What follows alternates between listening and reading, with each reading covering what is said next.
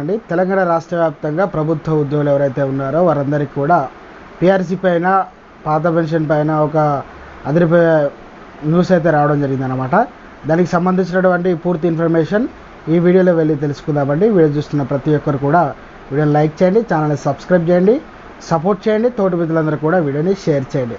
వివరాలు కనుక వెళ్ళినట్లయితే టీఎస్సీపీ ఎస్యూవి ఇక రాష్ట్ర అధ్యక్షులు వారి ఆధ్వర్యంలో పిఆర్సీ చైర్మన్ గారిని కలిసి వారికి పాత పెన్షన్ పునరుద్ధరణ ఆవశ్యకతను వివరించడం జరిగింది.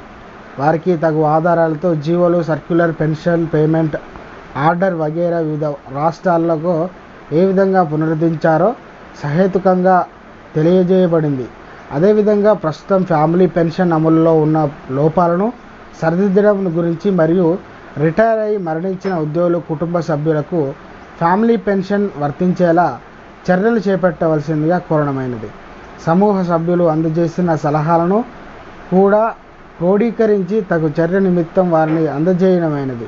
పిఆర్సీ చైర్మన్ గారు సానుకూలంగా స్పందించి తమ రిపోర్టులను పాత పెన్షన్ పునరుద్ధరణ గురించి సిఫారసు చేస్తామని తెలియజేశారు.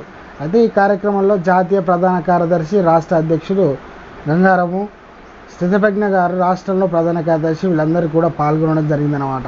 త్వరలో ఉన్న పిఆర్సీ పాత పెన్షన్ పైన మనకు అదిరిపోయే శుభార్త అయితే రానున్నట్టు తెలియజేయడం జరిగిందనమాట. దానికి సంబంధించినటువంటి ఇంకా ఇన్ఫర్మేషన్ అయితే రావాల్సి ఉంది. పూర్తిగా వచ్చిన వెంటనే వీడియో రూపంలో తెలియజేస్తాను. వీడియో నచ్చినట్లయితే లైక్ చేయండి, ఛానల్ సబ్స్క్రైబ్ చేసుకుని సపోర్ట్ చేయండి. Thanks for watching.